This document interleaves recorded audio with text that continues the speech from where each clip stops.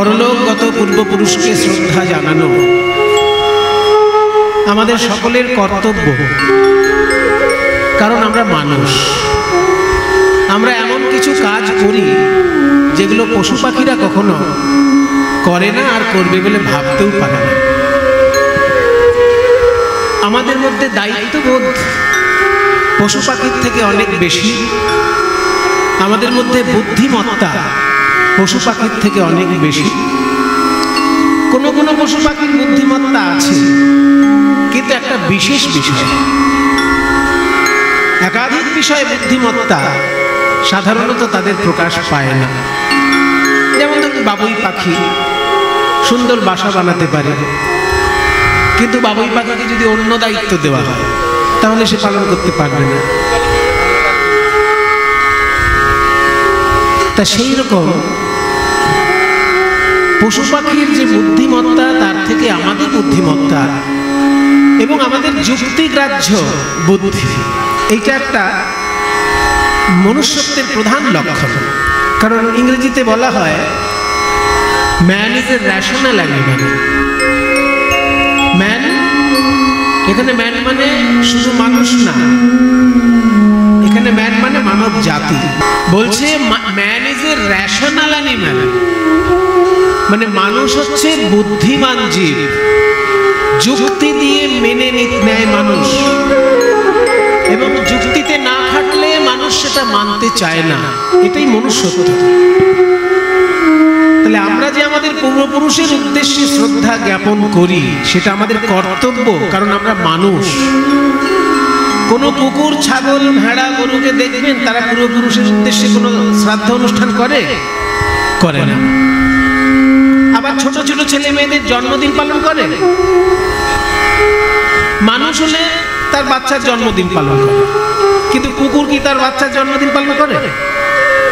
মনে করুন কুকুরটা গত বছর এই বাচ্চার জন্য, তার মা বাবা এই বছরে কি কেক নিয়ে আসবে? ঠিক আছে, ওরা যদি কেক নাও পায়, রাস্তার কোনো রুটি এনে ছেলের মুখে দেবে, আজকে তোর জন্মদিন এনে খা, করবে না। আমরা যেমন তার আবির্ভাবের স্মৃতিটাকে বাঁচিয়ে রাখার জন্য জন্মদিন পালন করি, সেটা কুকুর ছাগল করে না, মানুষ করে। ঠিক তেমনি তিরোভাবের তিথিটাকেও আমরা স্মরণ করার জন্য শ্রাদ্ধ অনুষ্ঠান, বাৎসরিক শ্রাদ্ধ অনুষ্ঠান করি। কারণ যে পূর্বপুরুষের জন্য আমি এই পৃথিবীর আকাশ, বাতাস, জল সবকিছু দেখতে পেলাম, তাদের প্রতি শ্রদ্ধা জ্ঞাপন আমার নিত্যকর্ম, রোজ করা নিয়ম। কিন্তু রোজ সাধারণত করা হয়ে ওঠে না। আপনারা যারা ব্রাহ্মণ ঘরে জন্ম নিয়েছেন তারা জানেন, বা নাও জানতে পারেন। এখনকার দিনে ব্রাহ্মণ যে ব্রাহ্মণের সব কাজ জানবে তার কোনো গ্যারান্টি নেই। কারণ ব্রাহ্মণের যেসব আচরণ, সেই আচরণগুলো সাধারণত আমরা সবাই করতে পারি না। এই যে ভট্টাচার্য নাম নিয়ে আমি দাঁড়িয়ে আছি, আমি কি সব কাজ করতে পারি? নিয়ম হচ্ছে ত্রিসন্ধ্যা আহ্নিক, 3 বেলা আহ্নিক করতে হবে। কিন্তু 3 বেলা আমরা পারি কই? কাজের চাপে 3 বেলা পারি না, কষ্টে সৃষ্টে একবার হয়তো আহ্নিক হয়। তাও আবার আহ্নিকের যে যে ক্রিয়া আছে শুনলে মাথা ঘুরে যাবে। 18টা কাজ করতে হয় আহ্নিকের আসলে বসে। সেই 18টা কাজের মধ্যে একটা কাজ হচ্ছে তর্পণ। আপনারা যেমন বছরে একবার তর্পণ করেন, তেমনি যিনি ব্রাহ্মণ তাকে প্রতিদিন তর্পণ করতে হয়। কারণ পূর্বপুরুষ, তার মধ্যে মুনি ঋষিও পড়ছে। সপ্ত ঋষি যারা এই বেদ বিদ্যা রক্ষা করেছিল তাদের স্মরণ করতে হয়। সপ্ত ঋষিকে প্রতিদিন জল দিতে হয়। সেগুলো আমরা করতে পারি না। ঠিক তেমনি পিতৃপুরুষকে প্রতিদিন জল দিতে হয়, প্রতিদিন আহ্নিকের সময়। বৈষ্ণবগণ যেমন আহ্নিকের সময় তিলক আহ্নিক করেন না, ঠিক তেমনি ব্রাহ্মণকেও আহ্নিকে বসলেই তর্পণ করতে হয়। বলছে অতীত কুলকৌটিনাং সপ্তদ্বীপ নিবাসিনা তৃপ্যন্তু পিতরঃ সর্বে। বলছে সবাই তৃপ্তি লাভ করুন, ময়া দত্তেন ত্রয়েন তৃপ্যতু ভুবনত্রয়ম।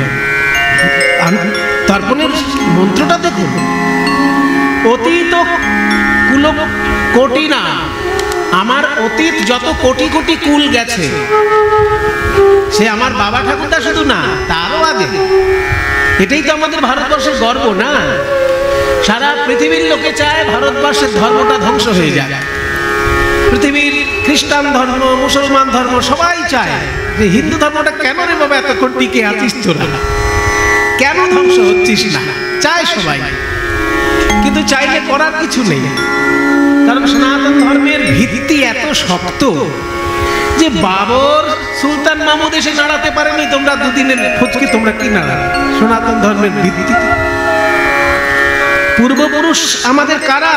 সপ্ত ঋষি। দেখুন আপনাদের যারা যার যা যা গোত্র, সেই গোত্র কোন একটা ঋষির নামে আছে, বা সেই ঋষির শিষ্যের নামে আছে, বা সেই ঋষির বংশধরের নামে আছে, ঋষির সঙ্গে যুক্ত। যেমন আমার গোত্র হচ্ছে ভরদ্বাজ গোত্র, ভরদ্বাজ ঋষির বংশ পরম্পরায় আমার মধ্যে এসে ঠেকেছে।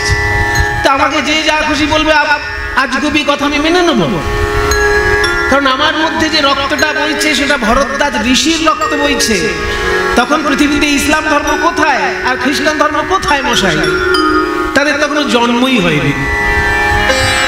ইসলাম ধর্মের জন্ম মাত্র ১৫০০ বছর আগে, আর ভারতবর্ষে তাদের আগমন ১০০০ বছরের মধ্যে, তার বেশি।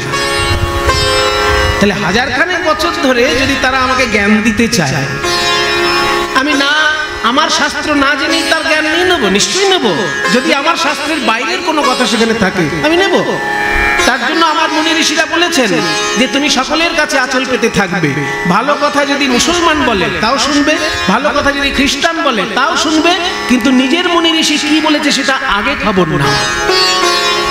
নিশ্চয়ই শুনবে, সবার কথা শুনবে, কিন্তু আমার মত ঘুরিয়ে দেবে, আমার মাথা ঘুরিয়ে দেবে, আমার মুনি ঋষিকে অসম্মান করবে, তার কথা তো আমি শুনবো না। কারণ ৫০০০ বছর প্রাচীন হচ্ছে বৈদিক সাহিত্য। এই যে ঋগ্বেদের মন্ত্র, সামবেদের মন্ত্র, যজুর্বেদের মন্ত্র, এসব ৫০০০ বছর প্রাচীন। আর ইসলাম ধর্ম ১৫০০ বছর প্রাচীন, খ্রিস্টান ধর্ম ২০০০ বছর প্রাচীন, আর বৌদ্ধ ধর্ম ২৫০০ বছর প্রাচীন। তাদের থেকে হাজার হাজার বছর প্রাচীন এই মন্ত্রতন্ত্র।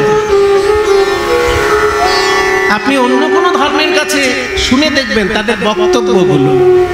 একজন মুসলমান ধর্মের বক্তা কি বলবে?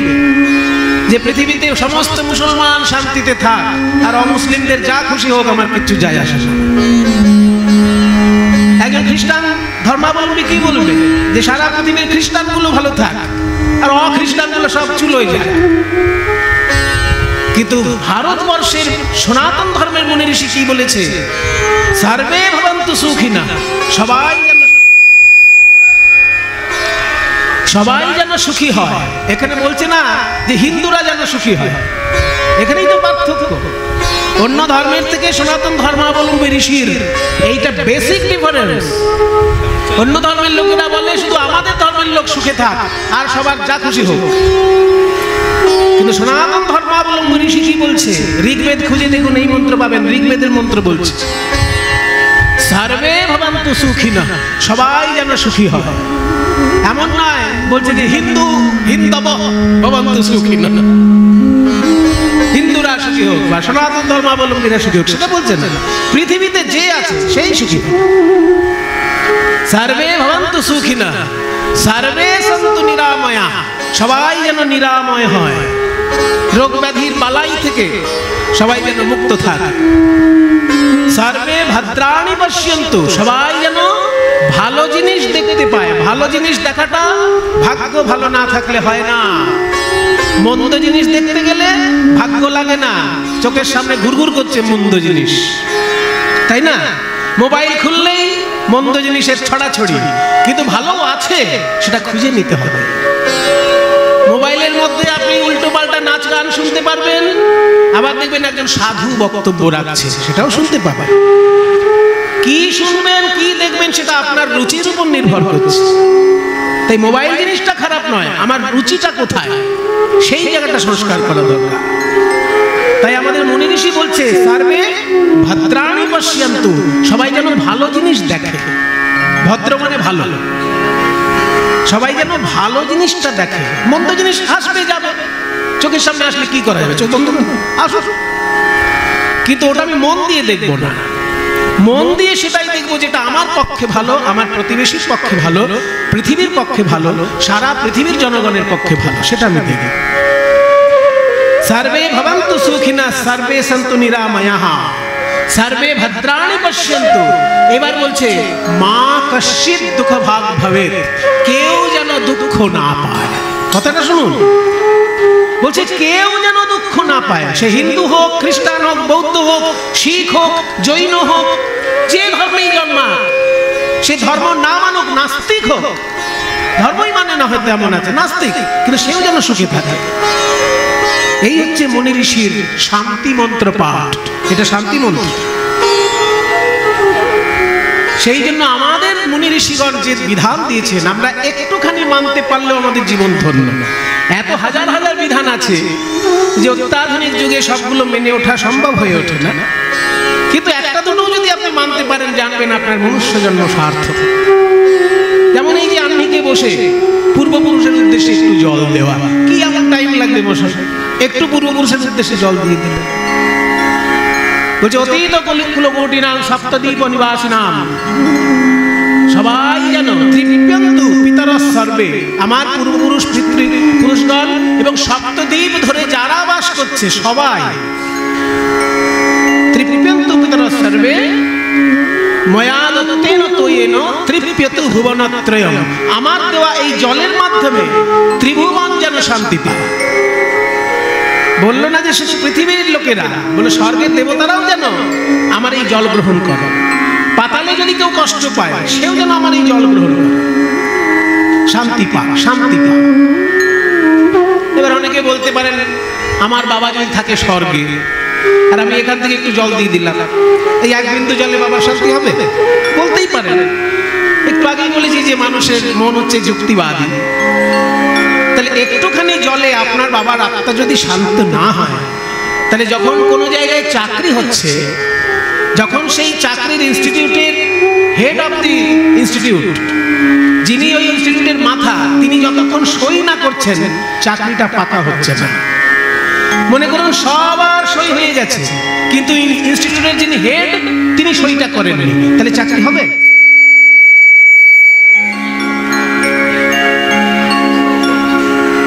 তাহলে একটা সই করতে কতটুকু কালি লাগে?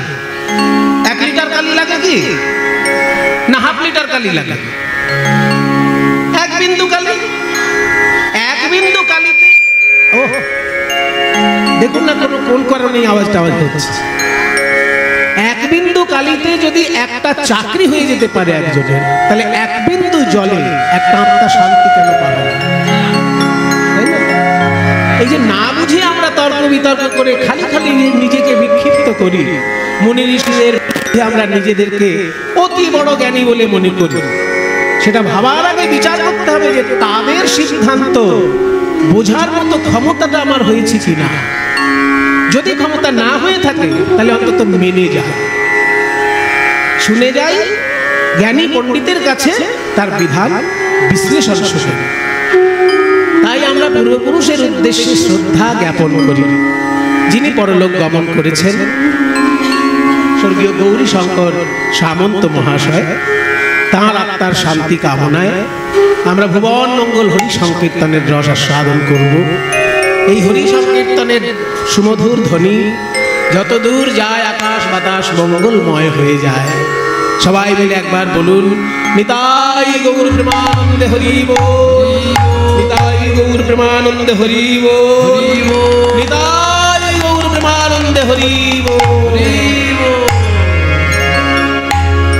একটু আগে যে একটা সংস্কৃত শ্লোক বললাম, অনর্পিত চরণ চিরাত, এই শ্লোকটি চৈতন্য মহাপ্রভুকে উদ্দেশ্য করে শ্রী রূপ গোস্বামী লিখেছে।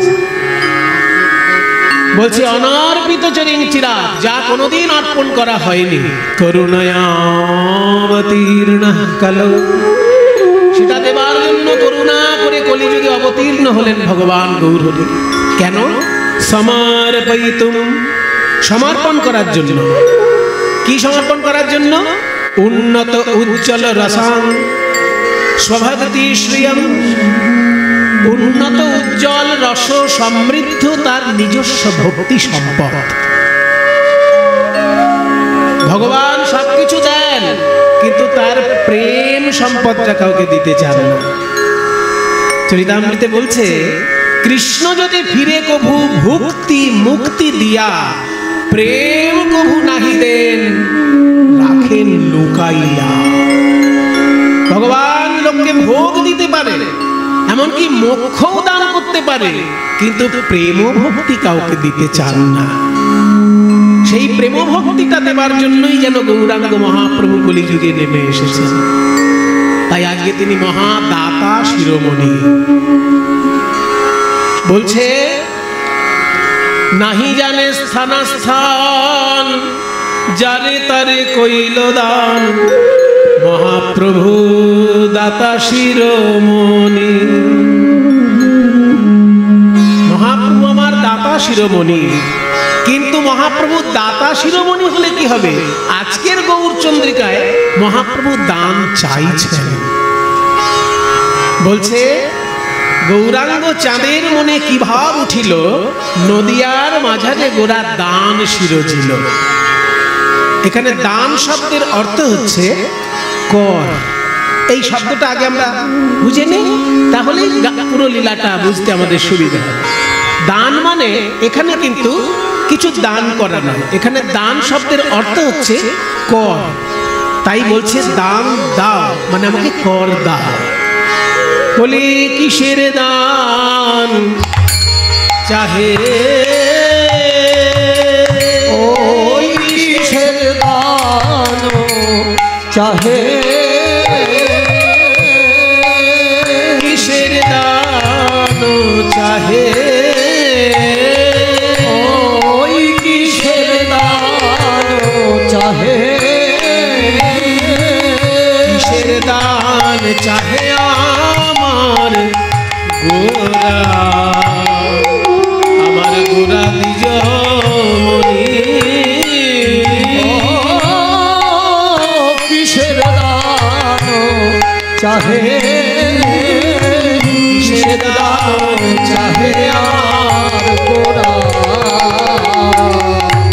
আমার গোরা দ্বিজমণি।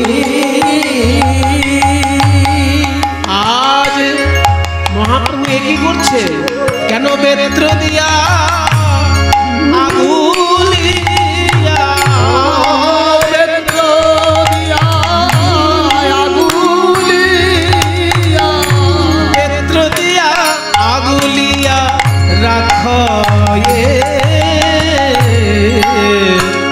রাখয়ে তরুণী। বেত্র দিয়া আগুলিয়া, বেত্র দিয়া আগুলিয়া রাখয়ে তরুণী। দাঁড়াও দাঁড়াও, কি ব্যাপারটা একটু বুঝে। বলছে কিসের দান চাহে আমার গোরা দ্বিজমণি। দান মানে যদি কর হয়, তাহলে কিসের কর চাইছে? গৌরাঙ্গ মহাপ্রভু কেন কর চাইছে? কর যদি চাই তাই অফিসার এসে চাক, ইনকাম ট্যাক্সের অফিসার এসে কর চাইছে, হতেই পারে। তো মহাপ্রভু কি ইনকাম ট্যাক্স ডিপার্টমেন্টে চাকরি করে যে এসে রাস্তায় বলবে আমাকে ট্যাক্স দাও? মহাপ্রভু আজকে লাঠি নিয়ে রাস্তায় নেমেছে, রাস্তা দিয়ে মানে লাঠিটা দিয়ে রাস্তা আগলে রেখেছে, আর যারা ওই রাস্তা দিয়ে আসছে তাদেরকে বলছে দাঁড়াও, যেখানে যাচ্ছ পরে যাবে, আগে আমাকে কিছু দান করো। বলে কি দান? কর দান করো। হ্যাঁ, ভিক্ষা চাইলে ভিক্ষা চাও, কর কেন চাইতে? ভিক্ষা চাইলে দেওয়া যায়, কিন্তু ট্যাক্স যদি যে সে চায় তাকে দেওয়া যাবে? ভিখারি হাত পেতে বলতেই পারে দুটি ভিক্ষা দিন মা, দিয়ে দিলাম 2 টাকা। কিন্তু ভিখারি যদি বলে ট্যাক্স দিন, একটা থাপ্পড় দিতে ইচ্ছে করে না? ওটা তুই বুঝিস ট্যাক্স মানে কি? তো পয়সা চাইছে পয়সা চাও, কর চাইছি কেন বলছিস? আগে বুঝাও। নিমাই, তুমি কি করের কোনো সরকারি কর্মচারী যে তুমি সে কর চাইছো আমাদের কাছে? কর মহাপ্রভু কেন চাইছেন, এটা জানতে গেলে আমাদের একটু গভীরে প্রবেশ করতে হবে। মহাপ্রভু বলছে আমি কেন কর চাইছি জানো? সরকার যখন তোমাদের কাছে কর চায় তোমরা দিতে বাধ্য থাকো। কর দিতে কারোর ভালো লাগে না, মানে না দিয়ে উপায় নেই, সেই জন্য কর দেয় লোকে, তাই না? কর জিনিসটা সরকার আমাদের থেকে কিভাবে নেয়? নানান ভাবে নেয়। আপনি যদি কিছু আয় করেন আপনার থেকে ইনকাম ট্যাক্স নেবে, আপনি যদি কিছু বিক্রি করেন তাহলে সেল ট্যাক্স নেবে, আবার আপনি যদি কিছু কেনেন সেখানে জিএসটি নেবেন, যা কিনবেন তার জন্য ট্যাক্স নিয়ে নেবে। গাড়ি কিনলেও ট্যাক্স, চাল ডাল কিনলেও ট্যাক্স, তবে কম বেশি আছে। যদি গাড়ি কেনেন, সোনার গয়না কেনেন, সেক্ষেত্রে ট্যাক্সটা বেশি নেবে, আর চাল ডাল নুন তেল এগুলো কিনলে একটু ট্যাক্স কম নেবে, কিন্তু নেবে। জিএসটির মাধ্যমে ট্যাক্স নিচ্ছে, আবার ইনকাম ট্যাক্স নিচ্ছে, আবার যখন বড় রাস্তায় গাড়ি চলছে সেখানে টোল ট্যাক্সও নিচ্ছে। নানান ভাবে সরকার আমাদের কাছ থেকে কর নিচ্ছে, নিক, কারণ এত লোকের চাকরির মাইনে দিতে হবে, কোথাও যুদ্ধ বাঁধলে অস্ত্র কিনতে হবে, তখন কি আপনার কাছে একটা অস্ত্র চাইলে আপনি কিনে দেবেন? যদি বলেন পাকিস্তানের সঙ্গে যুদ্ধ হবে, একটা ট্যাঙ্কার কিনতে হবে, তাও 10 কোটি টাকা, কে দেবে মশাই? ভারতের জন্য সারাক্ষণ কেঁদে কেঁদে অস্থির হবে, কিন্তু যদি বলে একটা ট্যাঙ্ক কিনতে হবে, টাকা দাও, দেবে না কেউ। সেজন্য ট্যাক্স নিতেই হবে। যুদ্ধের জন্য অস্ত্র কিনতে হবে, বিদ্যালয়গুলো চলছে, বিদ্যালয় চালাতে হবে, হাসপাতালগুলো গরিব মানুষের সেবা চলছে, হাসপাতাল চালাতে হবে, ইউনিভার্সিটি কলেজ সব চালাতে হবে, সব কিছুর জন্য ট্যাক্স নিচ্ছে সরকার, নিক। কিন্তু মহাপ্রভু নেবে কেন? এইখানে আপত্তি। সরকার যত খুশি ট্যাক্স নিচ্ছে, মহাপ্রভু হাত পেতে কেন বলবে যে আমায় কর দাও? মহাপ্রভু বলছে আমি কিসের জন্য কর চাইছি জানো? কিসের জন্য চাইছো বলো? এই যে তোমরা পয়সা খরচা করে বাড়ি বানাও, তার জন্য সরকার যদি কর চায় তাকে দিয়ে দাও, কিন্তু ভগবান যে তোমাকে একটা সুন্দর দেহরূপী বাড়ি বানিয়ে দিয়েছে, এই দেহরূপী বাড়ি, তার জন্য কি ভগবানকে তুমি কোনোদিন কর দিয়েছো? তুমি বাড়ি বানাচ্ছ, সরকার ট্যাক্স নিচ্ছে, কিন্তু ভগবান তোমাকে দেহরূপী বাড়িটা বানিয়ে দিয়েছে, তার জন্য ক টাকা ভগবানকে ট্যাক্স দিয়েছো বল? আর এই ইট পাটকেলের বাড়ি আর রক্তহাড় মাংসের বাড়ি, এই দুটো বাড়ির মধ্যে পার্থক্য কি? অনেক পার্থক্য। ইট পাটকেলের বাড়ি তুমি কাঁধে করে বয়ে নিয়ে যেতে পারবে, কিন্তু এই রক্তহাড় মাংসের বাড়িটা তুমি নিয়ে ঘুরে বেড়াচ্ছ, যেখানে খুশি এই বাড়িটাকে নিয়ে চলে যাচ্ছে। আবার বুকে একখানা এমন পাম্প মেশিন বসিয়ে দিয়েছে যার নাম হার্ট, হৃৎপিণ্ড, সেটা চালাতে গেলে যে কারেন্ট লাগবে সেটাও বাইরে থেকে নিচ্ছে না, সে কারেন্ট ভিতরেই তৈরি হচ্ছে। তাহলে সমস্ত কিছু খরচা টরচা করে ভগবান তোমাকে একটা সুন্দর বাড়ি বানিয়ে দিয়েছে, আর তুমি তাকে ক টাকা ট্যাক্স দিলে বলো? এটা তো ঠিক কথা, আমি বাড়ি বানালে সরকারকে ট্যাক্স দিই, কিন্তু ভগবান আমাকে দেহ বাড়ি বানিয়ে দিয়েছে, তার জন্য তো কোনোদিন ট্যাক্স দেওয়া হবে। আচ্ছা ক টাকা ট্যাক্স লাগবে বলো? এইবার লাইনে এসো, ক টাকা ট্যাক্স লাগবে জিজ্ঞেস করলে তো, এইবার বলো তোমার আছে কত আর দেবে কত? তুমি কত বছর ফাঁকি দিয়েছো সেইটা আগে দেখো, তারপরে হিসেব করবে। এখন তোমার বয়স কত? 70 বছর, তাহলে জন্ম থেকে 70 বছর অবধি ফাঁকি দিয়েছো। আচ্ছা আগের জন্মে তোমার কটা জন্ম গেছে সে তো জানি না। যদি আগে তোমার 100টা জন্ম গিয়ে থাকে তাহলে 100টা জন্ম ফাঁকি দিয়েছো। এই জন্ম জন্মান্তরের ট্যাক্স যদি ধরা হয় তাহলে কত? বাবা, এত বড় ট্যাক্স, হিসেব করা যাবে না। হ্যাঁ, চিত্রগুপ্তের কাছে সব হিসেব আছে, শুনে না। টাকা দিয়ে ভগবানের ট্যাক্স তুমি কোনোদিন শোধ করতে পারবে না। কি করব? কি করবে? ট্যাক্স যখন দেওয়ার ক্ষমতা থাকে না তখন সরকারকে বাড়িটাই ছেড়ে দিতে হয়। মনে করুন একটা বাড়ি সারা জীবন ট্যাক্স ফাঁকি দিয়েছে, হঠাৎ সরকার খবর নিল এই বাড়িটা সারা জীবন 4 পুরুষ ধরে ট্যাক্স দিচ্ছে না, তখন সরকারের লোক এসে হিসেব করবে না যে 4 পুরুষ ধরে ট্যাক্স দেয়নি, দেখো তো কত হয়েছে? বলে ট্যাক্স হয়েছে 20 লাখ টাকা। বাড়ির দাম কত? 5 লাখ টাকা। বাড়ির দাম 5 লাখ, কিন্তু ট্যাক্স হয়ে গেছে 20 লাখ। তখন সরকার বলছে হয় ট্যাক্স দাও নয় বাড়ি ছাড়ো। আপনি কোনটা করবেন? 20 লাখ টাকা ট্যাক্স দেবেন না বাড়িটা ছেড়ে দেবেন? বলে কে বাবা 5 লাখের বাড়ির জন্য 20 লাখ ট্যাক্স দিতে চায়? 20 লাখ টাকা দেওয়ার দরকার বাবা, বাড়িটাই ছেড়ে দাও সরকার। ওই জন্যই তো ভগবান বলছে দেহদান দেহদান দেহদান দেহদান তোমার দেহ আমায় করো দান, দেহদান দেহদান তোমার দেহ আমায় করো দান, দেহদান দেহদান জন্ম জন্মান্তরে তুমি ফাঁকি দিলে, সেই ফাঁকি শোধ করার জন্য তোমার এত পয়সা নাই যে ভগবানকে তুমি কর দিতে পারবে, তাই ভগবানের তৈরি দেহ বাড়িটাই ভগবানকে দিলা। দেহদান দেহদান দেহদান দেহদান বলে গৌর ভগবান, দেহদান দেহদান বলে গৌর ভগবান, দেহদান দেহদান। নিমাই তোমার যুক্তির কাছে আমরা সবাই মাথা নিচু করছি। তুমি যা বলছো একটা কথাও কাটতে পাচ্ছি না। তুমি ঠিকই বলেছ, আমরা বাড়ি বানালে সরকারকে ট্যাক্স দিই, কিন্তু ভগবান আমাকে দেহ বাড়ি বানিয়ে দিয়েছি তার জন্য ট্যাক্স দিইনি, দেব। জন্ম জন্মান্তরে ফাঁকি দিয়েছি তার জন্য এত বেশি টাকা হয়ে গেছে যে টাকা দেওয়া সম্ভব নয়, তাই দেহ বাড়িটাই ভগবানকে দেব, আপাতত তোমাকে দেব। কিন্তু তোমার কাছে আমরা জানতে পারি নিমাই আমাদের এই দেহটা নিয়ে তুমি কি করবে। মনে করো আমাদের দেহটা তোমায় দিয়ে দিলাম নিমাই, দেহটা নিয়ে তুমি কি করবে? মনে করুন সরকার যদি কারোর বাড়ি কেড়ে নেয় ট্যাক্স দিতে পারেনি বলে, তাহলে সরকার সেই বাড়িটা নিয়ে কি করে? হয় সেটাকে একটা স্কুল বানিয়ে দেবে, আর তা নাহলে সেটাকে একটা হাসপাতাল বানিয়ে দেবে, কিংবা সরকারি কোনো অফিস বানিয়ে দেবে।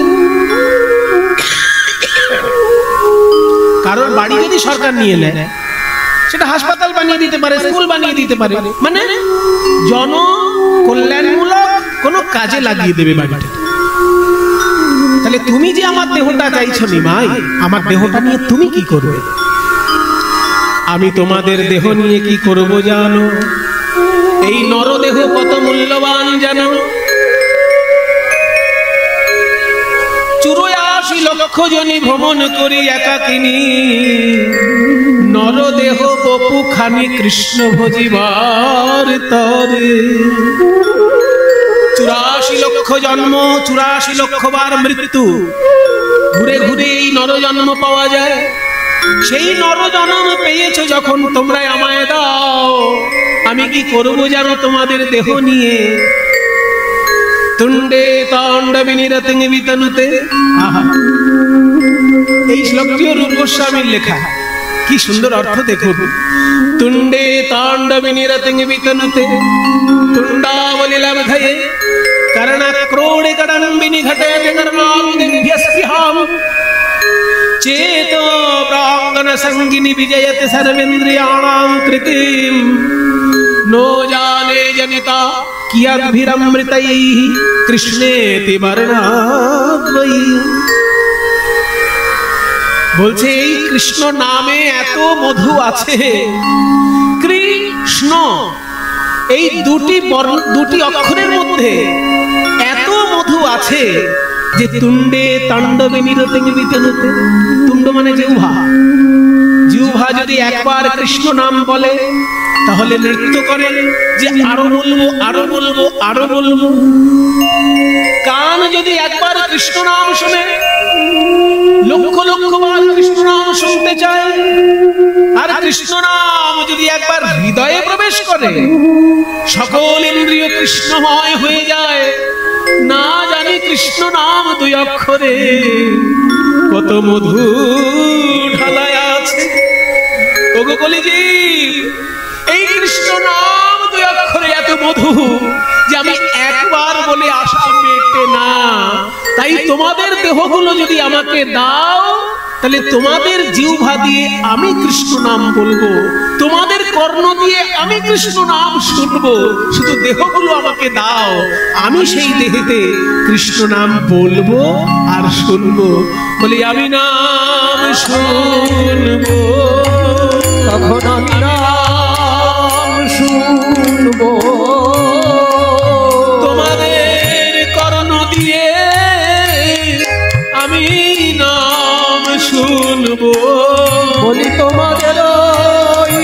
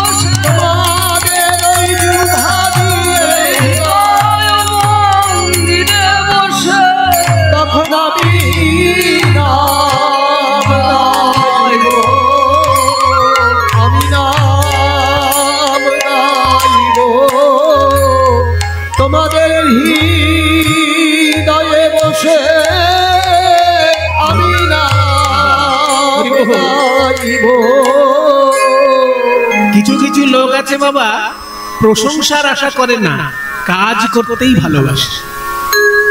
কে কি বললো, কে কত টাকা দিল সেসব দেখে না, কাজটা করতে পারলেই সে আনন্দ পায়। কিছু চাষি ভাই আছেন যারা সারাদিন চাষ করতে পারে, তবু তাদের ক্লান্তি নেই, চাষ করতে তারা খুব আনন্দ পায়। কিন্তু মনে করুন এমন একজন চাষি আছে, সে খুব চাষ করতে ভালোবাসে, কিন্তু তার মাত্র 5 কাঠা জমি। সে কতটা চাষ করবে? বেশি করতে পারবে না। অথচ পাশে একটা লোক, তার 2 বিঘে জমি আছে, এবার চাষ করতে সে ভালোবাসে। কিছু পাই বা না পাই সেটা আশা নয়, চাষ করতেই সে ভালোবাসে। কর্মবীর লোক যাকে বলে, কর্মবীর। এবার যার ওই 2 বিঘে জমি আছে, তাকে গিয়ে বলছে, ভাই আপনার তো জমি আছে, দয়া করে আপনার জমিটা আমাকে চাষ করতে দিন না, আমি চাষ করতে শুধু ভালোবাসি, কিচ্ছু চাই না, ফসল যা হবে আপনার বাড়িতে পৌঁছে দিয়ে আসবো, কিন্তু আমি চাষ না করলে থাকতে পারি না, আমাকে একটু চাষ করতে দেবেন। আমার মাত্র 5 কাঠা চাষ করা হয়ে গেছে, শুধু আপনার 2 বিঘেটা আমি চাষ করব, ফসল যা হবে আমি কিচ্ছু নেব না, আপনার বাড়িতে পৌঁছে দিয়ে আসবো। এবার বলুন, এরকম লোক যদি বলে কেউ, তখন মনে হয় না বাবা এই পাগল নাকি? ঠিক আছে, যখন বলছে দিয়ে দিলি, আমি চাষ করতে পারি না, অথচ জমি পড়ে আছে 2 বিঘে, ঠিক আছে করুন, ওর ভালো লাগে এখন করুন।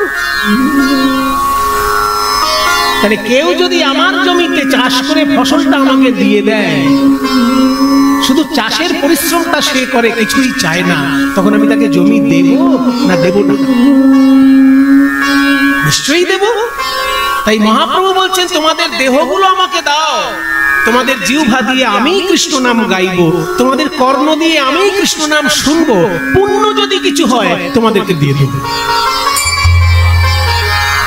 কারণ আমি চাষ করতে ভালোবাসি, চাষের ফসল চাই না। কর্মণ্যেবাধিকারস্তে মা ফলেষু কদাচন। গীতায় ভগবান বলছে, কর্ম করে যাও, ফলের আশা করো না, ফল তোমার পিছনে পিছনে ছুটবে, কর্মটা যদি ঠিক ঠিক করতে পারো।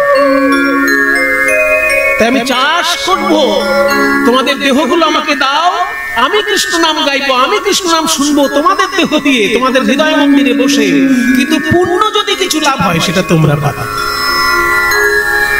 তখন গৌর সুন্দরকে কলিজীব বলছে, হে গৌর হরি, আমরা হতভাগ্য কলিজীব, ভক্তিতে আমাদের মতি নাই, কৃষ্ণ নাম করতে আমাদের ভালো লাগে না, কৃষ্ণ নাম শুনতেও ভালো লাগে না। এই দেহ যদি তুমি নাও, আর তুমি যদি কৃষ্ণ নাম গাও, তুমি যদি কৃষ্ণ নাম শোনো, তাহলে এই দেহ আমরা তোমায় দান করতে রাজি আছি। কারা রাজি আছেন মহাপ্রভুকে দেহ দান করতে? যারা মায়েরা যদি রাজি থাকেন, এবার অনুধ্বনি দিন দেখি। ও বাবা, সব মায়েরা রাজি আছে।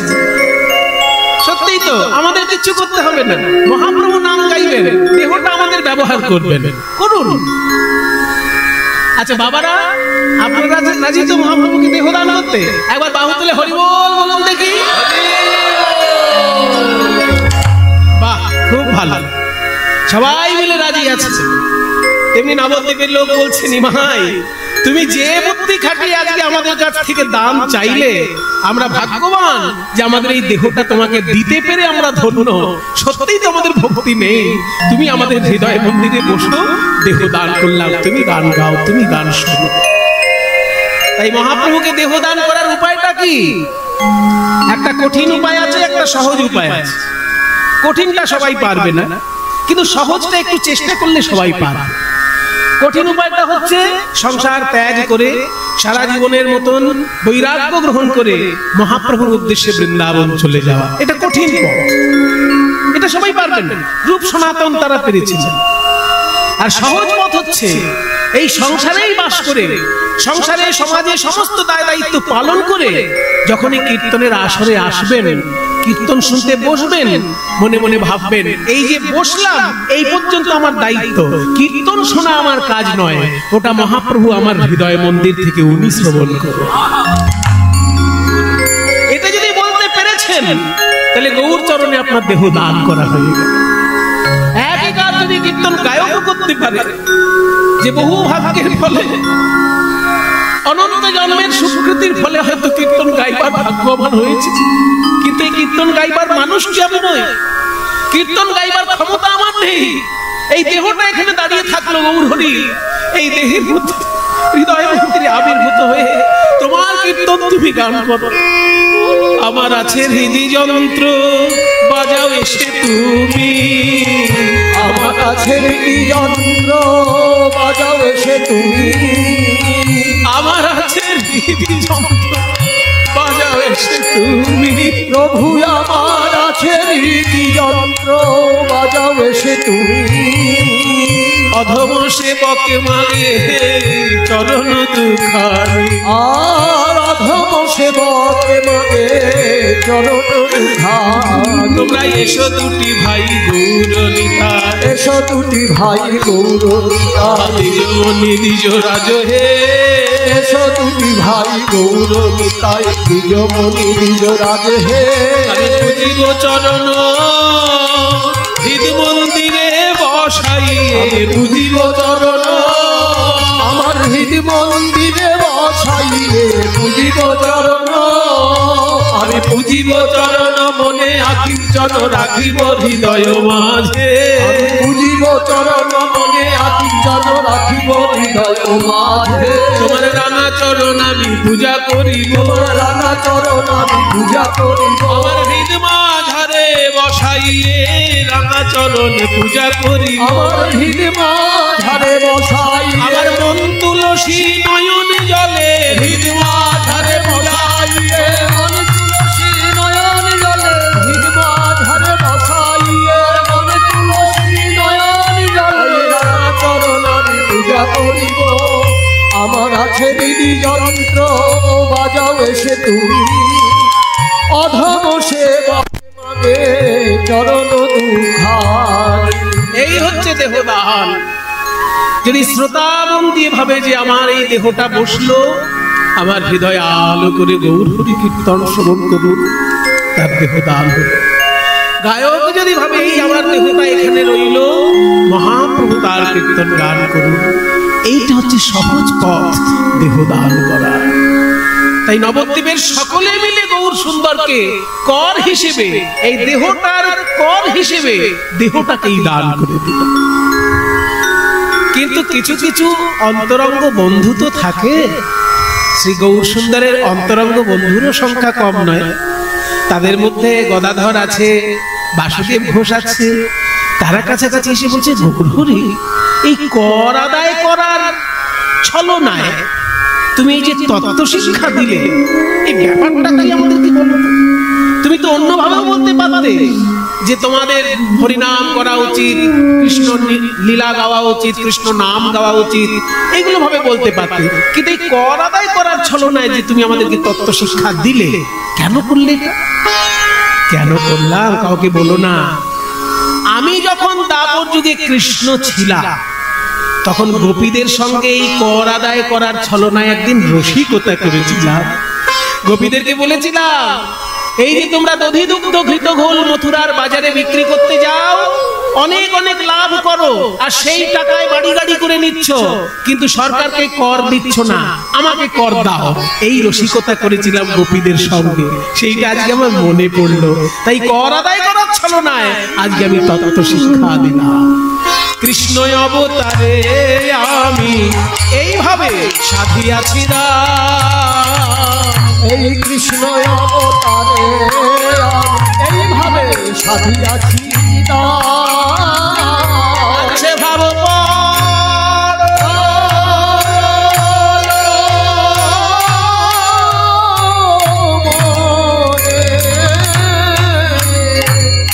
বাছু ঘোষে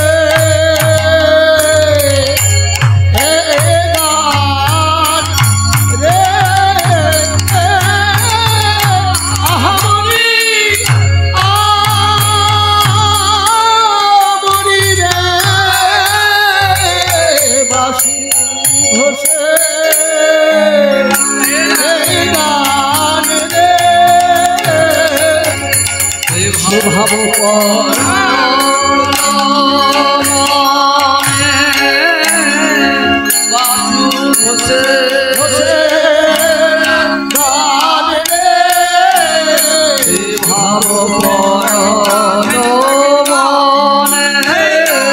বাসু ঘোষে গায়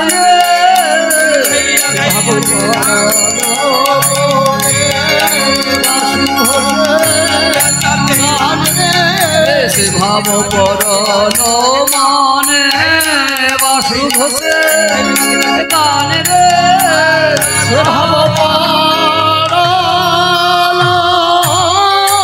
মনে বাসু ঘোষে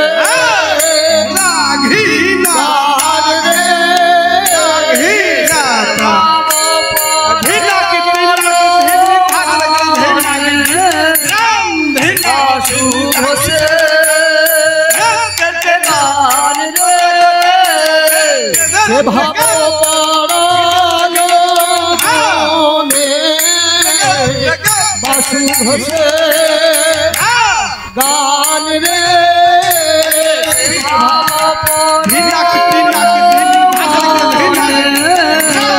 বাসু ঘোষে গান রে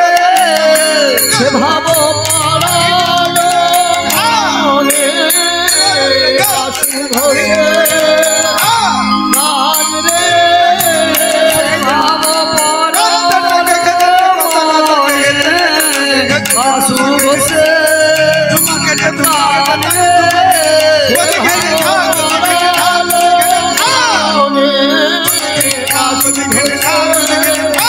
গান রে সে ভাব মনে বাসু ঘোষে গান রে সে ভাব মনে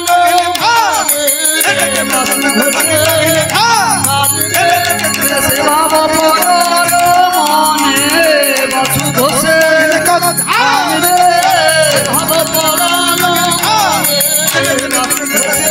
বাসু ঘোষে গান রে সে ভাব পরল মনে বাসু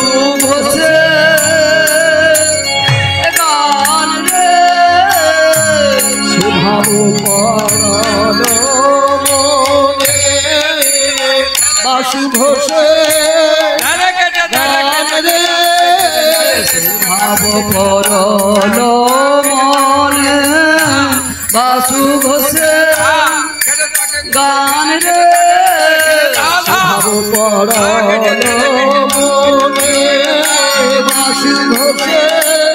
বাসু ঘোষে গান রে ভাব পরল মনে বাসু ঘোষে গান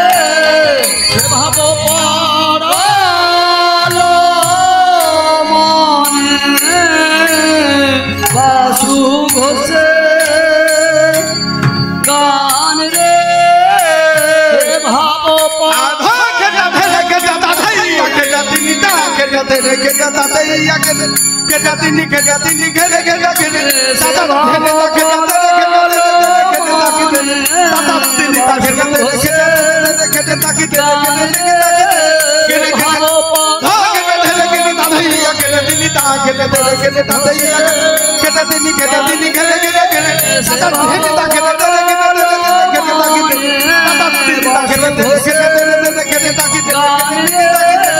ভাব পরল মনে বাসু ঘোষে গান রে সে ভাব পরল মনে বাসু ঘোষে গান রে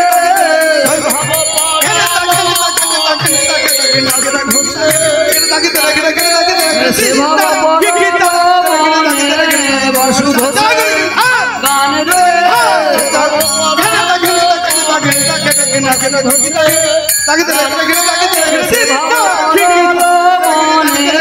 বাসু ঘোষে গান রে ভাব পরল মনে বাসু ঘোষে গান রে সে ভাব পরল মনে বাসু ঘোষে গান রে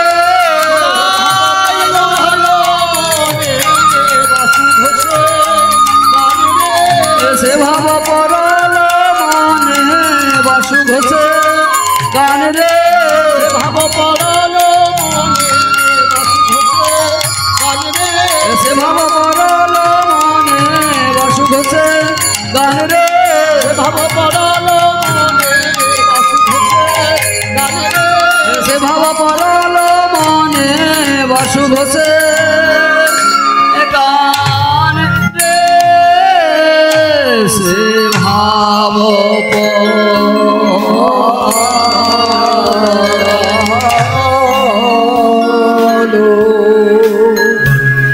नंद ब्रज स्त्रीणां पादरेणुमभिष्णाश व्यासां हरिकथोदिनति भुवन